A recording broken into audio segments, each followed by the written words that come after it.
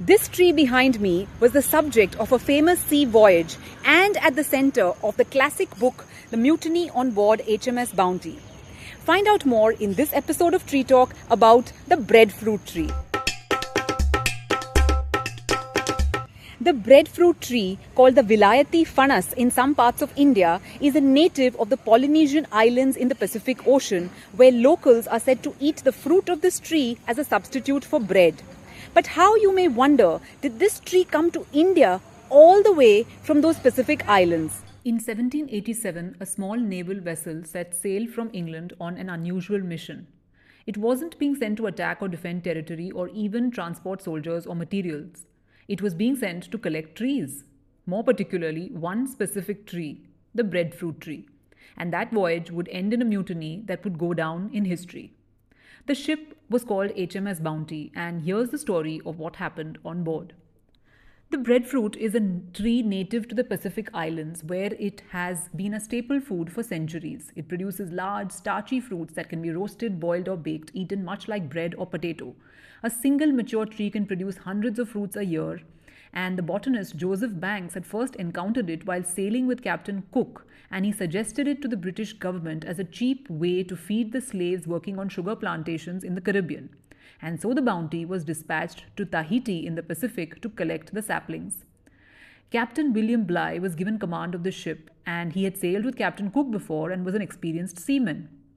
The Bounty sailed from England on 23rd of December 1787. The journey to Tahiti required a 10,000-mile detour around the Cape of Good Hope, but relations on board between the captain and the crew were cordial for much of the voyage. But trouble soon began as they reached Tahiti. Bligh publicly humiliated one of his officers on more than one occasion, and the atmosphere slowly soured. The crew arrived in Tahiti in October 1788 to a warm welcome and spent 5 months there, far longer than planned, waiting for the saplings to be ready. Many formed deep attachments to the island and its people. When the time finally came to leave with over 1,000 breadfruit plants loaded into the hold, those attachments made departure hard to bear. In the weeks that followed, Bligh's treatment of his crew got worse.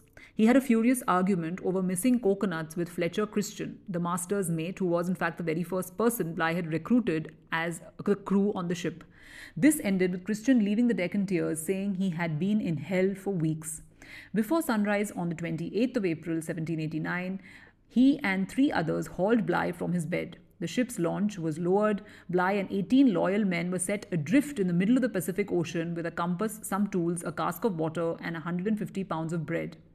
What followed is regarded as a great feat of navigation. Bligh guided the small open boat nearly 4,000 miles to safety.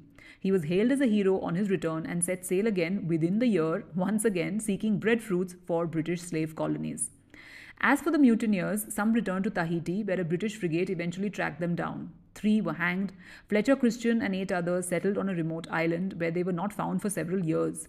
Today it is said that about 40 people live on that island, and almost all of them are descendants of the mutineers. And the breadfruit?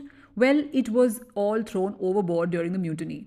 Bligh's second voyage in 1793, however, finally delivered it to the Caribbean as initially desired, where in a bitter footnote, the enslaved people refused to eat it. After all that, the tree took generations to be accepted in the very place it was sent to feed. From the Caribbean, the breadfruit slowly spread through other tropical British colonies and eventually reached India during the 19th century. It found a home in Kerala, where it became known as a Kadachakka and grew into a beloved dish, which is breadfruit curry cooked in coconut milk.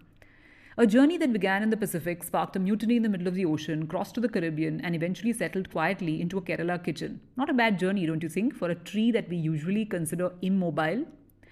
But winding down, let me tell you how to identify a breadfruit tree if you come across it. The leaves are its most distinguishing feature, which are large and deeply lobed, like a hand with long outstretched fingers, glossy green on top and dull below. The trunk is fairly straight.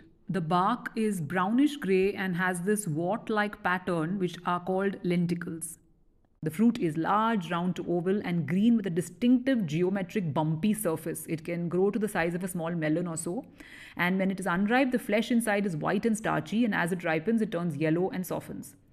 If this episode of Tree Talk has helped you identify the trees around you and learn more about them, do share it with friends and subscribe to stay posted.